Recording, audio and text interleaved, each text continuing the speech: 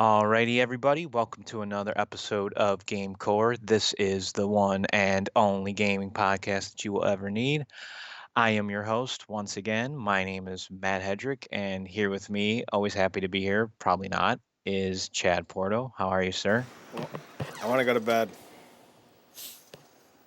I'm with you actually. I did a lot of housework today, and I'm pretty tired myself. So, So why the fuck are we doing this? well, we should do it short. Let's make it shorter then, so that way we can both get some sleep. Contra. It sucks. Moving on. Wait, no, never mind. Gotta at least throw the scores in. I mean, you don't have to do full blown out reviews, but let's at least throw the scores in. Just do it like Evil Craig does. Contra sucks. Here's why. That's funny you mentioned that. That was like the last thing I actually did before I came on here was listen to his Craig's podcast. I have not watched this podcast yet. I wonder if it's any good. I'm also at the point in my life where I should not be saying watch the podcast because that's not a podcast. That's just a talk show. He's very good at interviewing people. Like the show's actually pretty entertaining, and the people he has on there, they do talk about a lot of different things. You know, it's not always like just stagnant topics. So it's pretty good. Until he makes a slam ball podcast or brings back Evil Craig and interviews him, I have no reason to listen. That's not entirely true. I'm just being a dick. So, graphics, Contra. I like them. This is the NES, so you're never going to get, like, the best looking of graphics. But they do a lot in terms of design work, enemy types. You know, it's a very creatively done game. And it does give you a variety of different perspectives, which on the NES, when done, mostly it was never really done well. So to see it done in Contra, it was the right way to go about it because it worked. It's a hard game, but it's one of those games where they really push the envelope, I think, creatively. And graphically speaking, I do think it does pay off pretty well. It's nothing that I'm going to ever sit here and go, oh, that's the base model for how you do 8-bit. But it's pretty good, so I'll give it a 4. Yeah, you can't deny at least the creativity that they brought, the developers brought to the level design in this game, because I do appreciate it. Like especially like the tunnel one is the most obvious, and the second stage that's a pretty cool one. You got the ones that are like scroll up to the top. I mean, this game does play a lot with perspective, which I like. Always makes you change up your game how you play. Great anime. It's got solid animation. I love the presentation overall. It's pretty good for what you can get on the NES, all things considered. I mean, it's not the like top tier or anything, but it's definitely not bad at all. So I'm probably gonna go with a 4 as well. Gotta love that the bosses are supposed to be stand-ins for Nazis too. Wasn't this whole thing supposed to be like parts of it supposed to be like spin-offs of like Alien or something like that?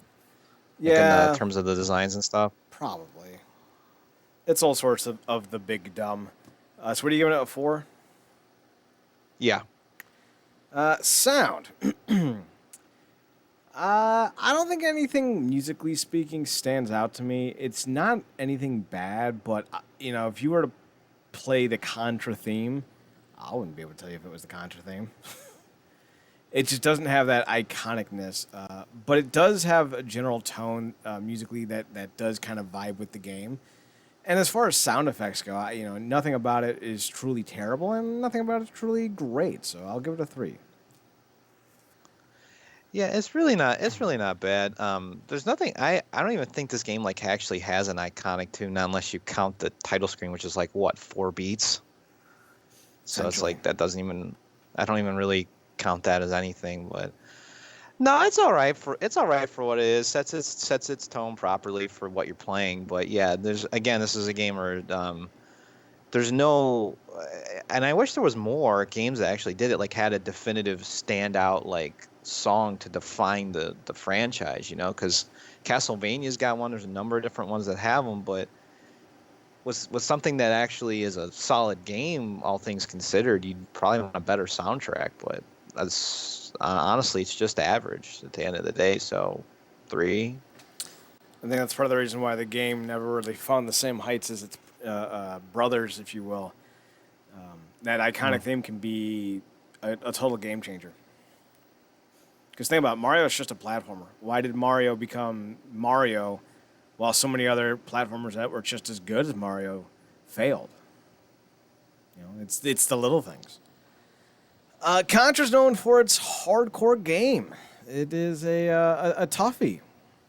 I find the game mechanics to be rather effective, however. The perspective change can kind of cause a little bit of a finagling, if you will, when it comes to jumping. Because like if you're watching the animation, you're running forward, but then when you jump, you're jumping from the side, and it can be a little bit kind of like, wait, what? Well, what? Why did you jump sideways like that? And I think another thing that kind of intrigues me about this game is you don't always have reassurance, because like in terms of like game designs, like there's general ideas that everyone goes with. Any game in the NES, if you're on a bridge or a mountain or something and then the bridge falls away and you fall into the water, you expect to die. But in Contra, it says, nope, another level, not another level, but another perspective level on the combat scene. So it can be a little bit of a intriguing thing to figure out at times. Not perfect, but I think it does a good enough job being different to stand out some. And, the difficulty does kind of suck at times, but I do generally enjoy the mechanics for what they are. So I'll give it a 4. I think, as far as mechanics go for the game, overall are solid. The only real issue I ever have is a couple of things. One is with while jumping and stuff like that is okay when you're moving, it's very, how do I say this? It's not as rigid as like something like Double Dragon is, but it's not as fluid as something like Mario. Yeah. There's like this weird like middle ground it kind of has. And at times that can make your jumps like feel a little off, and you have to really be like exactly precise with where you want to land. And that can be troublesome when you're encountering a big group of enemies, so you got to be careful. The only other major issue I have in terms of gameplay itself is the bullets that come from certain like types of enemies, like the turrets and things like that, and how small they can be, and how sometimes you're not able, depending on what viewpoint you have, like especially like the tunnel level, where the bullets are so small that it plays with perspective, and sometimes you can't totally see it coming. Like, it's there, but it's like trying to jump and avoid while you're doing a bunch of other stuff. It could completely hit you off guard. So that does make the game hard, but it's not necessarily make it bad. Mechanically, this game is sound. It's highly enjoyable. It's one of the better shooters for the system, which I can't remember too many offhand right now, but this is definitely one of the better ones for it. So, but not perfect, but I'd say a solid 4. Didn't they do Terminator for the NES? Oh shit! Yeah, that was. I'll say that's Mindscape who made it or something. And man, that was a horrible thing. That looked nothing like Terminator. So fun factor, I'm kind of of the mindset when I was a kid I enjoyed these games a lot more. But as an adult, just the simple run and gun of it all, I find them to be a property that has a diminishing return on enjoyment. Like, if you're playing for 10 minutes, cool. But if you're trying to beat a game, it's like... And I think it's because I'm spoiled now. Like, you got Red Dead Redemption 2 and, all sorts of, like, other crazy-ass new games. It's just kind of one of those things where it's like, this doesn't hold up the same way in my enjoyment factor as it used to be. And I used to love beat-em-ups. Like, that's all I would want to play. So I'm going to give this a 3. It's fine. It's enjoyable. The difficulty can be a little bit bothersome unless you play it enough times to kind of figure out what to do. But, overall, I think a 3 is fair. Yeah, I think, because, when we're tackling fun factor, does challenge play a small part of it, or is challenge just by itself, you think? Well, it kind of comes down to just how did you enjoy the game? Did you enjoy the game at all? Did you enjoy the game a little bit? You know, so it really just comes down to whether or not you like the game. And being Yeah, a I mean, difficult game can either improve or decrease the score, but it has no real bearing on, the challenge itself. I think what you're saying about it is right though. I mean, you're like over time, your preferences for what you enjoy in games do change, Mm-hmm. and what you want out of something now was different than back then. Like back then, you just, oh, cool, it's a side-scrolling shooter, two buff dudes, we get to blow stuff up. Yeah, it's fun. But now you look at it and you go, man, some parts of this are just kind of a slug, and this game can get kind of to be a chore at times, and there's not as much there as I thought there was. And I think for me, I'm still in the position where I still highly enjoy it despite its difficulty. I think it's actually one of the more enjoyable games that I've played for NES. Not the best, but still up there. So I'm actually going to go a little bit higher. I'm going to go with a 4. As far as challenge goes, I do find it to be beatable. It's not a completely and totally Dark Soulsian type of game where it's just monotonous and repetitive and it's just supposed to be this super hard thing and one small step ruins the entire experience or ruins your entire run, I should say, not experience. So that's appreciative. But the gameplay is not captivating enough to keep me coming back, if that makes sense. Mm-hmm. So for the challenge, it's fair, but it's not something that I'm hooked on trying to beat. So I'm going to give it a 3. Yeah, that's the ultimate X factor with something. You know what I mean? That's like you wanting to actually complete it and do it is part of the challenge as well. Like it's, I don't really always want to sit in the same boat, but I'm starting to feel that in this one because, yeah, challenge for me is, I, this game does have its issues, but it's never because it necessarily there's problems with the game. This game is very much reliant on your actual skill level. There's nothing inherently wrong with how any level of like challenge is presented to you. There's nothing inherently wrong with it. So I have to say it's fair for the most part. So I'm gonna have to go with a 3. All right, so that gives us 17.5 overall. And that equals out to an even 70. So it gets the GameCorp Play the Game Award category. Recommended? Congratulations, the category nobody cares. Is that what it is? The recommended category? Recommended. Yeah, I think 70 to 79 is recommended. 80 to 89 is must play, and 90 to 100 is Hall of Fame. Yeah, that would say this is just a recommended. Try it out.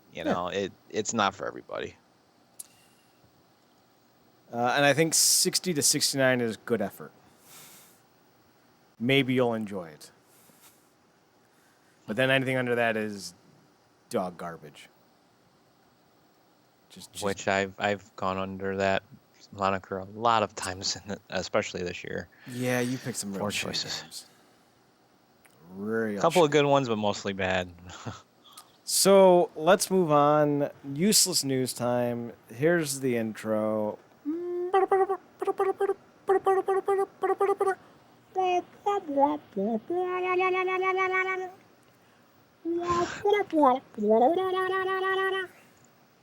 Now it's time for your useless news. I'm Ted Koppel. On the news desk with Matthew Medrick. And on the alien invasion front, Chet, you betcha. Now to Matthew Medrick. Thank you very much, Ted. Apparently reporting from the underwater base. My name is Matthew Medrick, and this is your useless news. As soon as I put that down, we'll get to it. All right. What are we going to start with? Read all about it. Batman Arkham's creator has confirmed it's working on a Suicide game. Extra, read all about it. Chad doesn't care. There's this, I think it's just come this time where we've done this show for so long that I want to say I can vibe when you're not feeling something, but I'm not always totally sure. I'm not vibing it. I just don't know what the fuck it is. Like, am I going to be playing as the Suicide Squad trying to beat Superman? Because homie ain't down for that. Am I going to be playing as Superman trying to fight the Suicide Squad? Because I'll be down for that. So, like, what is it going to be? I don't know. Everything is pure speculation at this point. One of the biggest things people are talking about is that Rocksteady's probably gonna try to adapt this like how the Avengers game is gonna be, but I really don't want to see that happen because I've seen the Avengers in motion. It doesn't look very good. I thought the Avengers game was gonna be like one level the Avengers and everyone else is gonna be Ms. Marvel. The whole Avengers game itself isn't even really like a story-based game. It's one of those like what do they call those stupid fucking things? I hate the name they give them, but it's like games as a service they call them or some stupid shit like that. And it's like it's just like structured with a bunch of missions. It's kind of a never-ending thing, no real story to it, and it's basically there to just get loot. Oh, you know? And I'm like, please don't make the Suicide Squad like that.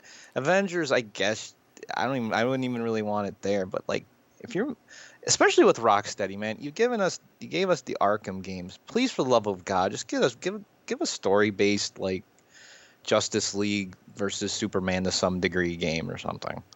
Like that's what I would want from them because that's where I believe they do their best work, honestly. Now, if they do a thing where you can do both play as the Suicide Squad and as Superman, I think I'd be down for that. Mm-hmm. What they should do is kind of do it like what they did in the Arkham games, where you could sometimes play as Nightwing and Selina Kyle, where like you go to a certain point in the level and then like you switch characters. I think that's how they should do it. Yeah, the ones I remember, it was like you could play as Selina Kyle. You could play as I believe it was Red Hood, right? That was one of them. You could play as Nightwing in one, I think. Red Hood was definitely one of them. Maybe Nightwing wasn't one. Well, wasn't Robin in some missions too, like a certain one version of Robin or something? Yeah, I think so. I can't remember who it was. That was Red Robin, I think. Okay. But that I wouldn't mind if it like flipped from character to character or something, like for certain specific missions, maybe have some kind of like structure to it, or make it like a game that still has a story, but like can actually link you up with players at the same time. What it should we'll know more on the 22nd with the fandom. They could do it like GTA 5, where all you got to do is hold down on the D-pad or on the I think it was the D-pad or the R stick, and you can select one of the three main characters. If you do that with this game, like that would be easy. So you could play as like Deadshot or Bronze Tiger or whoever. And like that could be a thing. If it's honestly, if this is going to be like a games as a service type of thing, I'm not even gonna fucking bother. No, they're not worth the investment because when there's no end game to something, and I hate using a Marvel term for a DC game, but it's just true. When there's no end goal to what you're doing, I don't desire to play the game that's presented to me. I don't feel like the $60 is worth investing in something I'm not going to get anything out of. So it says here that the WB Interactive registered a number of domain names, including Suicide Squad, KillTheJusticeLeague.com. This may not be Superman specific, but Justice League specific. And I know the game's like 10 months from being done, right? Too late to restart it. Yeah. But what if instead of it being like a Grand Theft Auto, Arkham Asylum type of game where like you have complete control and whatnot, it's more of a interactive strategy game where you can set your Suicide Squad members up around the city to tackle different Justice Leaguers in different ways. So like maybe you have a team of Bronze Tiger, Icicle, and Deadshot, and you're trying to tackle the Flash. Well, the Flash moves too fast, so you got to like have like a situation where like you set the Flash into a trap of sorts. I think that would be really fucking cool. But I mean, they're obviously not gonna do that. The way you were talking about earlier made it seem like you wanted to split it up into like a factions type of idea. Like, is that what you're kind of going for, and have like each group go after specific characters? Is that well, originally I thought it was going to be just Superman. So like maybe you play as Suicide Squad or Superman, but now that it looks like Justice League or Superman, Justice League or Suicide Squad, maybe. Like we'll see what the game is. I doubt it's going to be one of those free-to-play faction games that we're seeing now kind of rise up in the FPS market. I just don't see that working because a lot of the superheroes don't have kind of projectile weaponry, and like if you're doing power-based things, like Superman would just be OP as he should be. Like, I want to fucking wreck everyone with Superman in under 20 seconds. Like that's the goal. So when it comes to this game, I think the best idea is to either set it up where you're one team playing against another individually, like just one person against the computer, where like you're trying to set guys up into traps or having to find ways to combat them, or, you know, depending on how this game goes out, maybe it'll be more akin to Grand Theft Auto 5, where you can pick between one of a handful of members of the Justice League or Suicide Squad, and you play an interactive story. I don't know, but here's the thing. If it's not a game that I think is going to be enjoyable, I don't give a fuck if it's DC or not. I ain't going to play it. Yeah, it kind of just makes it hurt that much more when you hear a certain type of game it could possibly be, and it's something that you would, whether you like it or especially if you like it, that just hurts. Like that would be like if they made a Ninja Turtles game and they were like, "Oh, it's games as a service." No, don't do that. Extra, read all about it. China has good idea. You think China actually has a good idea, or are you Fuck yeah, that? I do. This is great. So, do you know why we don't do nicknames like Matt McMuscles? Why is that? Because I wanted everything that we ever said to be something that we can hold ourselves accountable to. So we use our real names. Sure. Mm-hmm. I'm an active writer. I'm a journalist of sorts. I need my word to be credible. I need my opinions to be something that people can go, well, I may not agree with it, but I believe that you believe that. I don't shill for someone. I don't write things that people pay. Like, I get paid to write, but I don't get paid to write opinions.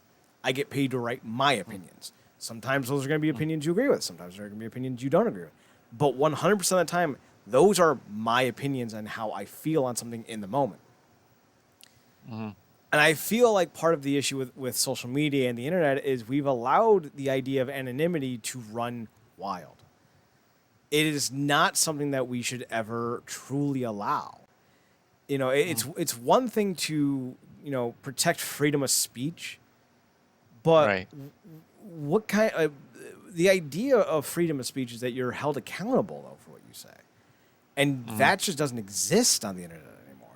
So I think basically kind of developing an idea where you're forced to be confronted with your shitty opinions in real life isn't a bad thing.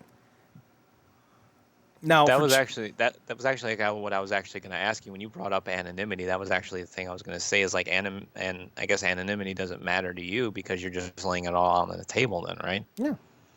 Like I'm going to say some things that might not be totally 100% kosher with someone. But it's not going to be designed to be offensive. Like, you know, I like pretty women, and I like that they look good. Some people are going to be like, well, that's sexist. And I'll be like, well, it's not sexist. I just think they're pretty. And sometimes I'm going to gush over them because they're fucking pretty. Right.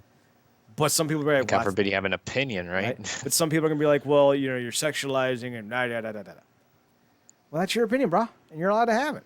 But I'm never going to be that guy who's like, well, you know, I should be allowed to say the N-word. No, like, I'm not that guy. I think there are certain terms we should all be abandoning ship on. And I think that's one of them. And I'm not going to sit here and be like, well, why can you say it if I can't? No. And I'm not going to be that dude who creates, his Twitter account being like Wizard444. And then I just go N-word, N-word, N-word all the time because I need to be that guy. I'm not that guy. So I don't have a problem with the idea of stripping away the anonymity of the internet. I think that's a good idea. I think it makes people be held accountable. But the problem that I do have, and there is a problem with this, is that it's China. Like, if we did that here, I'd be fine with it. Like, if Twitter's like, you got to have your real name in your profile or you can't use Twitter, I'd be like, ha, yeah. But with China, it's like, all right, that's sketchy. Yeah. That's etcha sketchy. That's a level of control that you're not sure you want them to have, honestly. Well, considering how China makes people disappear when they disagree with the government, yeah, that Winnie the Pooh dictator is kind of a dick. Winnie the Pooh, happy smiley something other, Winnie the Pooh. See, I'm very much the guy who wants to be very careful about the things he says, so I always talk about Winnie the Pooh and not Tigger, because Tigger has that double G-E-R, and I'm trying not to, even be the guy who maybe even hinted at saying that word. So, like, man. Right. So I usually just refer to him as T-I-double-G-R, which is, by the greatest introduction to a character. You can call me Tigger, T-I-double-G-R. I'm pretty sure that's not how you spell it, but I'm on board. Because it's so damn charming. Right? Him and Rue are my favorites. But now I respect Eeyore because Eeyore's seen some shit, right? He's been in the Winnie the Pooh version of Nom. Like, yeah. I guess I'll have to burn this village and all of their crops. Like, goddamn, Eeyore. You are dark. Rabbit is totally the Kinsey Six gay roommate of the group. Owl is definitely the older, semi-racist member of the group, just judging everyone. Kanga's been around the block, man. We don't even know who Rue's dad is. Jeez. Might be Christopher Robin.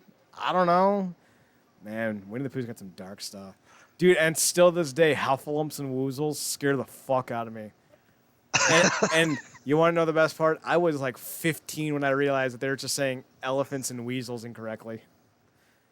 Oh, man. Swear to God, I was so you thought they were like some like strange creatures that were going to come haunt you in the night or something. Yeah, I thought they were some strange made-up Winnie the Pooh monsters. And I'm sitting there in the middle of biology class, and I just kind of like snapped. Like it all like, boom, and I went, oh my God, Heffalumps and Woozles are just elephants and weasels.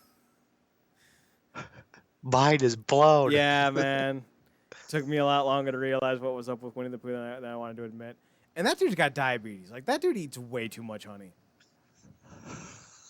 Yeah, no shit. Like, pick a different diet, man. Like, no wonder that bear is yellow.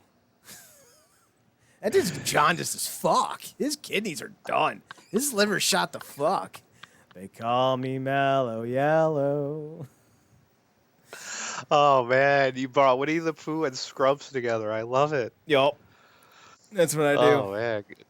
Good times, man. Like, right. I'm still reeling off of the Twitter thing you were saying, though. Like, how if anybody had to put their real names on Twitter, you couldn't use Twitter. Could you imagine how the landscape of that would change if everybody had to do that? That it would be like almost barren. I would love it. I really, because like to get verified, you have to send in like documents. Like you have to send like a driver's license and something else, I think. So like that should be the standard, not the exception. So that's kind of where I'm at with that whole nonsense. So let's talk about PlayStation State of Play. Premiere game was stolen. Developers allege.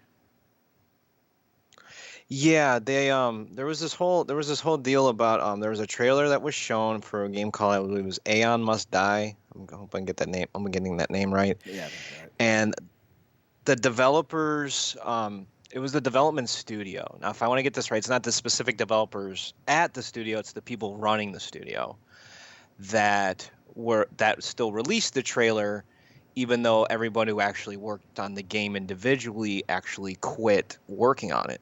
But it was still released because that company still held the IP.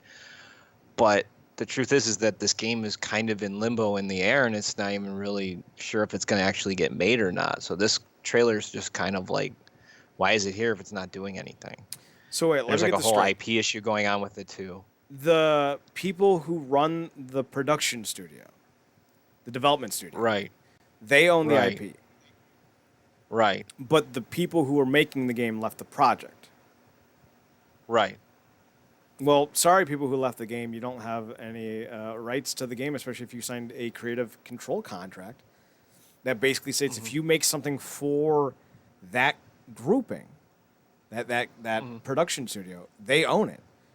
And here's the thing: I know they do because on my contracts that I signed for all of my writing, it states that anything you make for us is ours. And that's for, an article that maybe will get, like 60,000 clicks. That'll maybe generate like $100 worth of revenue. So you better believe that a multi-million-dollar game with high-end production and a high profitability margin is definitely going to be given that same kind of contract. So this is just nonsense, and I hate people for thinking that the stuff is like stupid, it's fucking dumb. Like they own something that they already knew going in that they weren't going to own. It was. If you get signed by a production studio, to make something,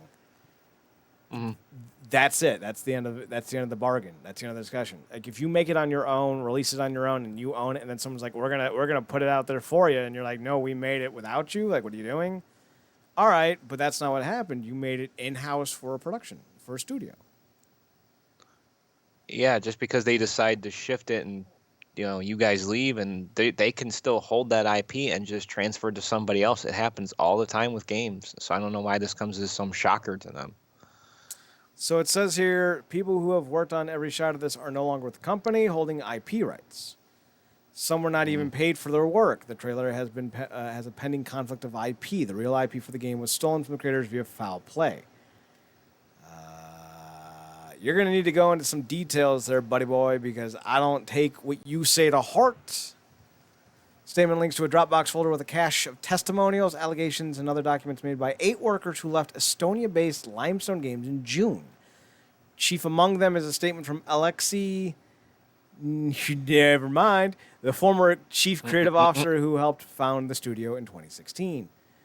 Neferfluff alleges that the chief executive, Yaroslav Laslenko, oversaw operations that failed to pay artists or properly staff Ion Must Die project, leading to several crunch time developments, among other abuses. Oh, you silly little rabbits. Having to work really hard in a small amount of time is not an abuse. I'm going to take you around to the foster care system. Then you can know what abuse is. That's like getting slapped with a ruler and then going to the burn ward and saying, I got slapped. I've been abused. Motherfucker, that dude was on fire for 30 minutes. Shut the fuck up. You know what pain is, motherfucker. There's a difference between crunch to finish something and getting abused and getting harassed at your job. There's a difference between crunch and slavery. Huge like, fuck off. Yeah, it's a fucking huge gap, dude. Just fucking quit if you don't want to crunch. Like you don't literally have to do it. Investors to take. Neferfluff says Laslenko was scheming with another investor to take complete control of the studio and its intellectual property. Some documents have been redacted entirely from the cache, while photo evidence of their existence is provided instead. The developer charges quickly spread on social media and gaming forums. The developer said they tried to involve publisher Focus Home Interactive in the crisis developing in their studio, but their warnings and pleas were either unheeded, got a delayed response, or were even transmitted back to Lashenko by someone at Focus. Focus responded on Friday by saying, I don't care. As the publisher of this game, I don't care. The trove of allegations, I don't care. In the documents, Nefslenko said that in an investment arrangement to continue development of I Must Die, he said he had to put up an apartment he owned as collateral, in order for the deal to be proceeded. Around this time, he says Nefslenko deceived him into signing away his rights, ownership, and representation on Limestone Games' boards of directors. Here's where I get really irky. Mm-hmm. If someone gives you a legal document to sign, mm-hmm. if you are concerned in any regard about maintaining any type of objectivity and control over something that you're working on within the company, be it a game or what have you, or if you're an independent contractor and you want to make sure that your contract isn't being, completely fucked for you. Why would you not involve a lawyer? Well, Chad, lawyers are expensive. Easy there, Roger. They're not. They're about $35 an hour, which sitting down for a contractual overview takes about 20 minutes, depending on how long it is. Usual creator control contracts like this, boilerplate stuff, 30 minutes tops. You'll still have to pay for the full hour, but So anytime anyone ever says, well, I signed something that I didn't know what I was signing. Why didn't you get a lawyer? Well, I didn't have enough money. Oh, bitch, I see you with a Starbucks card and a McDonald's McBullshit. You had enough money. I'm just so tired of people. Somebody can find $30, man. I'm just so tired of people playing the goddamn victim when they're supposed to be smart, intelligent people in an era where information is flowing out of every vessel that you own. Motherfucker, Google the goddamn fucking lawyers in your area and lawyer up. Oh, this is just so dumb. You signed a contract. You signed the contract, motherfucker. Unless you're going to tell me you were forced to at gunpoint. You signed the goddamn contract. So either you don't understand legalese enough to read the goddamn contract to know what you're signing, or you're too stupid to realize that you should probably always have a lawyer when it involves contracts. Yeah, even with the salaries that they make, you can afford a $35 an hour lawyer. Yeah. You could do it. There's no problem. You don't want to go to trial with that fucking hourly rate, but for a single consultation, you're good. Because at least you'll have it explained to you. At least you'll understand the terms of what you're getting yourself into. And if you don't like what they're offering you, you can back out. That's called choice here, people. Now, granted, lawyers do charge different amounts by how good they are and how much their reputation is. You could be paying up to $1,000 an hour, depending on your lawyer. But if you're paying a lawyer $1,000 an hour, you're probably making a lot of money, so don't worry about it. So, it's just one of those things where all of this is woe is us, woe is us. We got, swindled by the big bad corporation. But I guarantee you it's not nearly as nefarious as they're making it out to be. It never is. It's never this salacious. If you do your homework first, you would never be in these situations. Speaking of that, Blizzard employees have revolted as they anonymously share their pay data. Listen, motherfuckers, did you agree to the... So just give me the boilerplate, Matt. Is this a situation where they agreed to a term and they're being paid less than? I want to say... Here, let me get to it. Let's see. Blizzard, the employees anonymously share their pay data as part of an ongoing dispute with the company over their current wages. I believe the biggest reason this came up is because they're huffing and puffing over how much money the CEOs are making as opposed to what they're making. And I believe some employees have claimed that they've actually made less than they did when they initially started. I believe that's the whole reasoning behind this. Well, if they agreed to a base sum and either they're A, being paid less than their hourly what they're deserved, or B, are being given altered stats and facts, because some of these individuals are paid based off of performances, how well a game does. So if numbers are being fudged to pay them less, that's a real fucking problem. And Blizzard, it would be in a real fucking shit ton of mess if that's the case. We're talking federal issues with that. But if they're just being upset that people are making more money than them, then they can all fuck off. I don't know which one it is because you didn't really explain it that well. Blizzard reports that most of the pay increases given after Blizzard's study were less than 10%, significantly less than most people expected. So it's a raise. They're bitching about a raise. Employees at Blizzard Entertainment have previously described having to skip meals to make rent, while one veteran claims are making less now than they were with Blizzard almost a decade ago. Wait, the games industry, which is now declining because of lack of hard physical material sales, you're confused? Why would you be confused? Blizzard is exactly doing gangbusters there, Chief. I mean, maybe they are. I don't know. Last year, Blizzard Entertainment was asked by parent company Activision Blizzard to cut costs, resulting in hundreds of cut jobs with new responsibilities foisted. Who wrote this? Haley Williams. It's like a man. Family grammar was not a strong suit there. Clearly, you misread the room, Matt. Haley Williams gets a round of applause for using the word foisted. It's a good word, strong word. I applaud that. Oh, I thought you were mocking. Sorry. No. I whenever someone busts out their lexicon to drop some word knowledge, I'm a fan. You go, Haley Williams. You go. One person added that CEO Bobby Kotick's salary and compensation packages to the anonymous spreadsheet to contrast other listed salaries. Kotick is one of the highest paid executives in the entertainment media industry, with his compensation last year topping $30 million. Yeah, you work for a giant corporation that's slashing budgets to further deepen the black, if you will. Literally, this isn't that surprising that Blizzard is doing this. WB just did the same thing. They're like, yeah, we have to cut all this stuff because, pandemic and we might, have the problems, and we're worried that we're gonna have, the issues, and then they post a record fucking yearly, quarterly, not yearly, quarterly. That doesn't make any sense. They're on pace to post yearly highs across the board in every metric, and they've had 2 quarters of record high revenue. So yeah. It very much seems like Blizzard is actually, their employees are actually pissed off that they're not getting the bonuses and raises that they were expected, that they're getting undercut, and that while people are getting cut and dropped and all that stuff around them, Blizzard is still posting record high profits.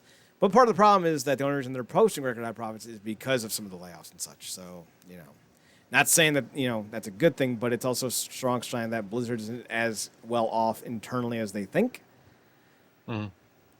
Because generally speaking, when you start cutting that deep of a drastic of your workforce, part of the problem is you're expecting a decline eventually.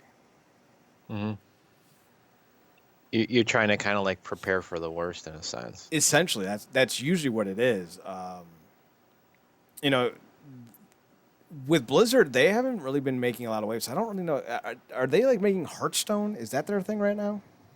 That's the Blizzard. The biggest things from Blizzard, the past few years, and Diablo was a big thing a couple of years ago. Overwatch was another thing.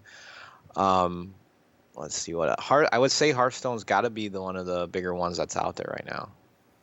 So they're obviously making a lot of money off of that. Mm. It's a very sticky wicket. It does seem like these guys have a case, but on the other hand, Blizzard isn't new to this.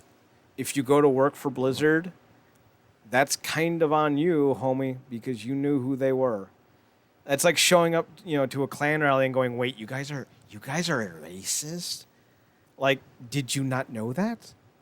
Hey, I want to join the neo-Nazis. What do you mean I can't? I'm Jewish. I can't? Well, that seems rude. Like, you go to Blizzard, you know you're going to get fucked. How is this news? It's like if you work with Hideo Kojima, he's going to steal all your good ideas, make himself look like a fucking genius, and then underperform on his actual game development. Like, you know who people are at a certain point. Why is this? Or if any development studio ever goes to EA, they take your IP and then they destroy the studio and try to move it to somebody else. Yeah.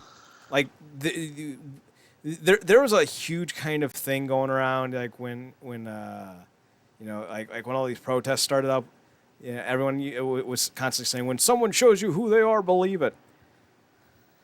Blizzard's been showing you who they are for years, and fans don't care. So why do you think they're going to care about No. employees? Like, fuck off. At a certain point, you need to realize like who you're working for. If you're working for the devil, don't be surprised when he fucks you with his pitchfork. If you didn't know that by now, then why are you? If you didn't know that by now, why are you still here? Right? It just doesn't make sense. Find a new job, homie. Don't be scared, homie. I mean, we all have to work. We all have to work shitty jobs from time to time, but still, if something's that shitty, get out, find something else. Speaking of get out, Trump's Tencent action won't affect Fortnite or League of Legends. The U.S. president issued an executive order banning Tencent's WeChat on Thursday. So yeah, that's a thing. Yeah, because his Tencent, like has been said before, they have their hands in just about like every current big online game right now, and people are thinking that with the ban going into effect for like WeChat and with TikTok, how would that affect like games like Overwatch, Fortnite, and all of the big players that this company has their hands in? Like, would you stop like working on those things too? But I'm thinking no, there's no way. That those things generate way too much money. Can we just point out that the only reason the story made the list is because every time we say WeChat, I'm thinking WII chat, and I'm just thinking, so what did the Nintendo Wii do to anyone? Like, fuck. Why didn't even have a chat. It had that horrible fucking speaker. Come on. Why we got to go with that? Like, come on, man. So let's talk about the UbiTubes. Let's get on it. Matt, you watched anything worth talking about this week? Pull up my list here.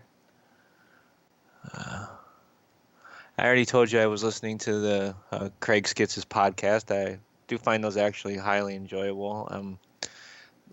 I believe the person he had on there is, I want to say his name was Bruce Green was this week. I want to say that's his name. He formerly worked on G4. He was with Rooster Teeth, and he did a thing. One of the things was Funhouse. I believe he was part of Inside Gaming at one point. He said too.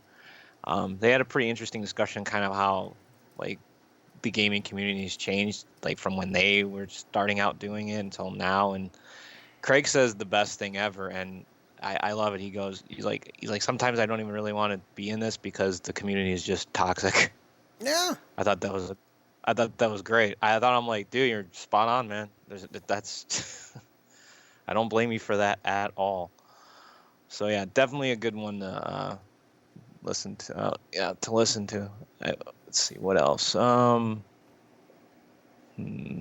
See, Slopes Game Room did a interesting one about the Sega game that Sega didn't want you to buy. It was a game that was called Ooze. It released in North America just fine, like distribution, everything like that was fine. But in Japan, it didn't even really get advertised. It didn't. They made some kind of weird box art with some kind of weird phrases on it that hinted that they really did not care about this game at all. They were trying to push it off the shelves for some odd reason. It was never really fully understood. But it's an interesting video, and I like those. I tend to like these one-off topics he does from time to time, so it's a good watch. Let's see what else we got. We got Matt McMuscle's the Flophouse Files for Darkstalkers. That was a pretty good one I liked this week. I did watch his Let's Play of Fast and Furious Crossroads. That was pretty funny. Let's see here. What else we got? The only other one that really like completely stands out to me is Stop Skeletons from Fighting with his Donkey Kong Country Game Boy ports. I did enjoy that video. He's always pretty entertaining, and I was highly impressed with what Donkey Kong Land was actually able to do for as far as Game Boy games go. Honestly, I didn't think they would be as playable as they were, and I really liked I just like the fact that somehow a minecart level can be even harder on a handheld. Thought that was weird. But no, that's a good one. But aside from that, nothing else other than like just regular usual updates for the week. Nothing like that totally stands out. So yeah, that's about it actually. Pretty short week this time. Speeder Hunter posted a video of her new Resident Evil 2 Stars-inspired computer that she got as a sponsorship. That was pretty cool. Makes my fucking $300 laptop look like shit. Sci-Fi Wire posted a great video. I mean, her tower is probably $3,000, so yeah, I mean, it's supposed to. Sci-Fi Wire posted a great video of Bill and Ted's Excellent Adventure, the cartoon. Oh, nice. Yup, it's pretty good. Like that one. Host is getting himself into good shape though, too. So that's pretty stellar. Like, good for you, Host, man. I forget your name off the top of my head. Getting some activity in quarantine, man. Kind of dig that. Right. Let's see. I think there was one more that really stood out.